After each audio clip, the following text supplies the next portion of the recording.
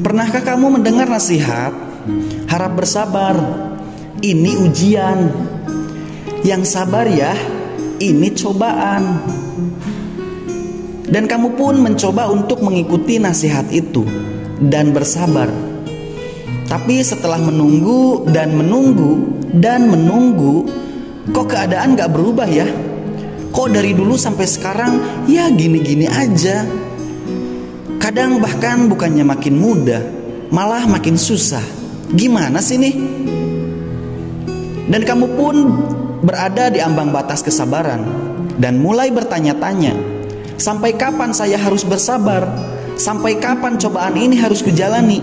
Di mana batasnya? Bukan sabar namanya kalau masih ada batasnya. Bukan ikhlas namanya kalau masih diingat-ingat terus masalahnya. Ya, sabar itu memang sebuah ilmu tingkat tinggi. Sebuah kata yang bisa menjadi penghibur hati di saat setumpuk masalah menghampiri. Sebuah kata yang bisa menjadi penenang jiwa di saat hati gundah gulana. Namun, kalau kamu tidak mengerti apa arti sabar yang sesungguhnya, bisa-bisa kamu justru malah kecewa. Kalau kamu tidak bisa memahami sabar dan maknanya, bisa-bisa hatimu malah lebih menderita. Sabar itu bukan diam tanpa kata, bukan juga diam dan menunggu saja.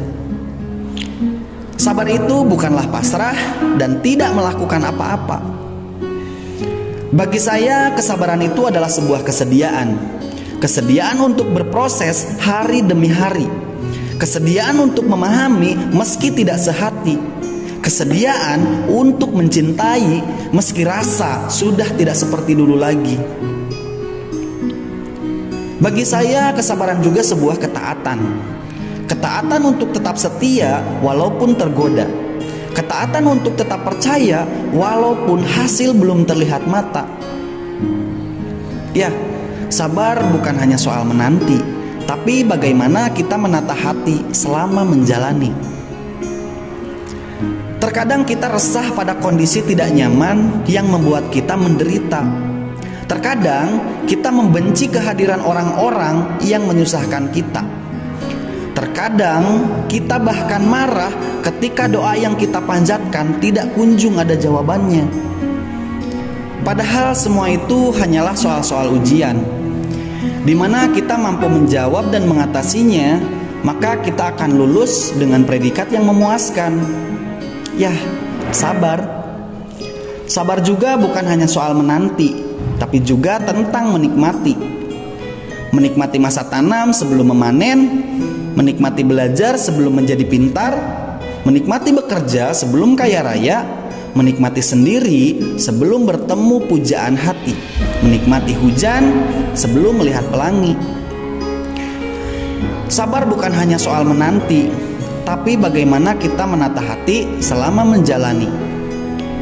Jadi untuk kamu yang sekarang sedang menanti sebuah jawaban, untuk kamu yang sekarang sedang berusaha keras untuk mendapatkan pekerjaan, untuk kamu yang sekarang sedang memperbaiki sebuah hubungan, untuk kamu yang sedang berjuang mencari keadilan, dan untuk kamu yang sedang bertahan di tengah kesulitan, yang sabar ya, karena saya yakin apa yang sedang kamu doakan sedang Tuhan kerjakan.